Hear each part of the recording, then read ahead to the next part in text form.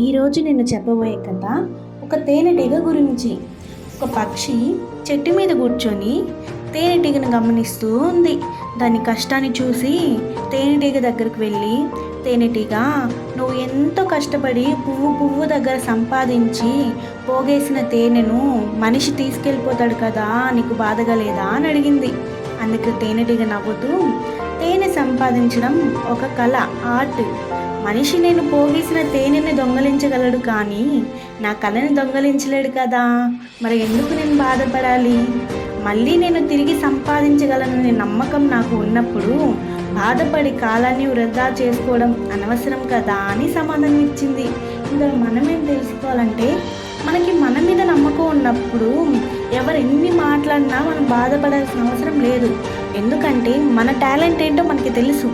మన టాలెంట్ మీద మనకి నమ్మకం ఉన్నప్పుడు బాధపడి సమయాన్ని వృధా చేసుకోకూడదు